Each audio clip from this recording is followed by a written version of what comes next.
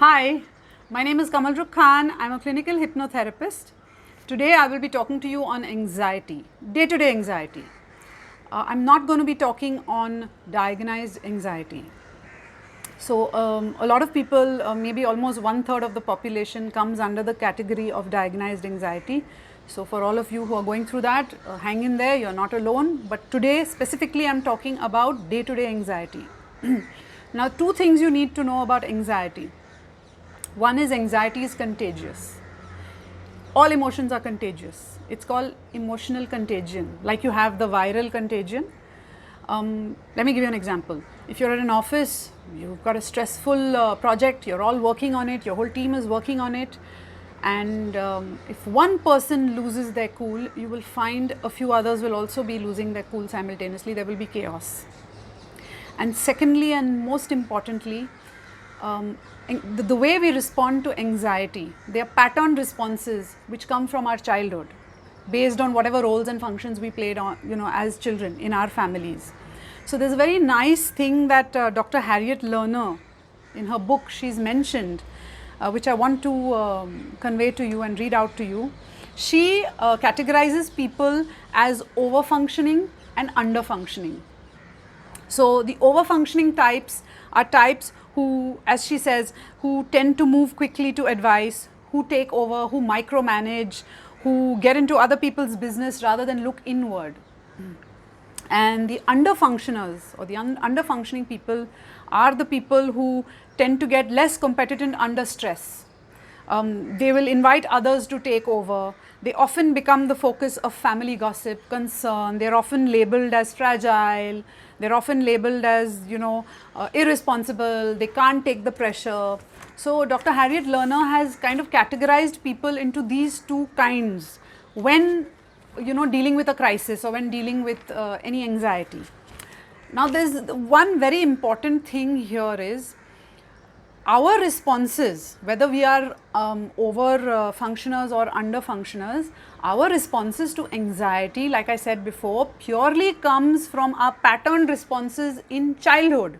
It does not tell you about the person's core, or it does not tell you the truth about a person. It is not who I am. So, for example, I am an over functioner.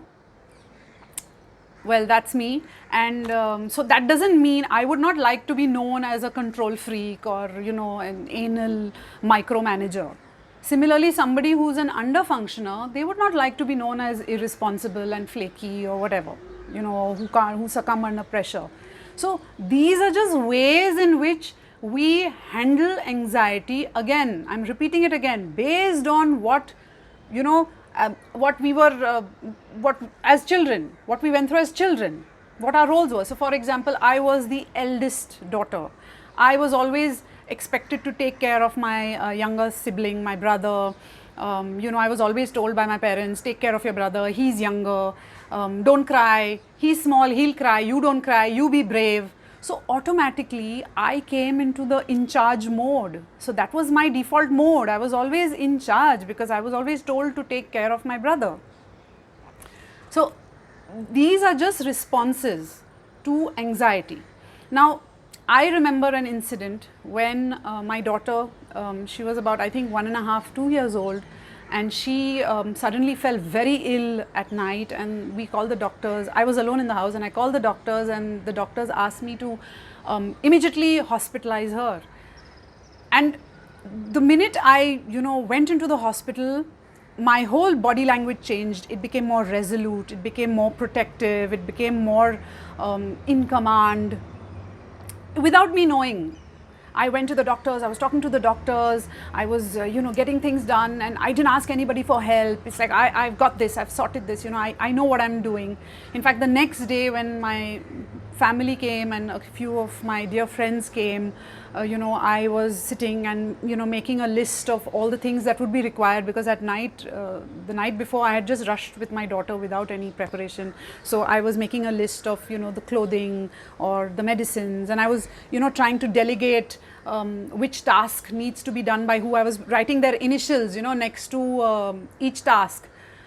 And after some time, I found myself cancelling their initials and writing my initials. So I kept giving excuses like, I know which her favorite nightie is, so I will get it. And since I'm going home, then from there I'll just drive to the medical store and I'll only get the medicines, and I'll only get this and I'll only get that. And over functioner. That's what we do. A very nice doctor at the hospital was noticing me, and she came up to me and she said, listen, you really need to let others help you. You've been awake all night and we've got this. You really need, your family is here, they're waiting for you for the last 2 hours, they're just sitting and staring at your face, and you really need to kind of let them help you. And I don't know what happened. The minute she said that, all the years of feeling that I never felt, because I was so busy doing all these years, it just kind of caught up with me. My body was shaking and I sobbed and sobbed and sobbed and sobbed like a baby. I was howling away because I was really nervous. My daughter had pipes all over her, and like it was a horrible sight for a mother to see such a small child in that state. So the point in this story is that it's very, very important for us as over-functioners to identify that we are over-functioners. So identify who you are. Most of the times, this is not all the time, but most of the times, if you're the eldest sibling, most often than not you are an over-functioner, and if you are a younger sibling, then most often than not you are an under-functioner. This is not the hard and fast rule, but this is what 90% of the cases are like. And so it's very important, like I said, to identify which category you come under. You name it, you own it, that yes, this is what I do when I'm anxious, this is what I do when I'm stressed or tensed. And you kind of be more aware of it. You start being more mindful of the fact that you are like that. So for example, over functioners can try to be a little more vulnerable. It's okay to let your feelings show. It's okay to feel sad. It's okay to let other people do the work. And maybe under functioners can start working on their own strengths and their own capabilities, and they can start kind of becoming a little bit more stronger and a little bit more involved in the process of the solution. The past few years, I have really tried to practice calm in terms of, whenever I'm faced with anxiety or whenever I'm faced with emergency situations, especially after I've had my children. And unless you are born with parents who are calm role models, in all probability, you are not by default practicing the calm method. 90% of us don't. We are either over functioners or we are either under functioners. But this is something that can be changed. That's so important to note. We can change this. We can be mindful of ourselves. Once we categorize where we stand, we can, like what I do is I'm not so quick to respond. So many a times I take a deep breath, I take a pause, I practice the pause, I, kind of try to understand, do I have enough data, do I have enough information to make a wise decision, to make a rational decision during this stressful time. Sometimes I even count to 10. I mean, you can count to 20 if it works for you.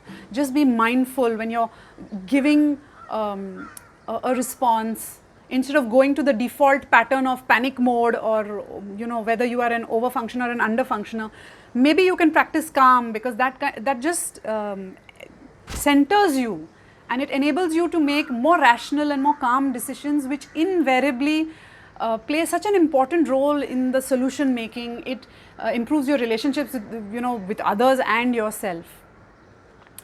So these are tough times. These are times where either somebody is pushing your buttons or you're pushing somebody else's buttons, and it's very, very important. I thought this was very important to know, specifically in these times.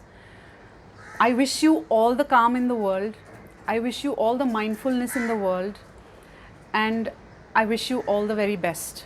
This is a time, and it's which is a tough time, and it will pass. It will pass soon. Thank you so much for watching. If there are any questions, please send them to me. All the best and God bless. Bye.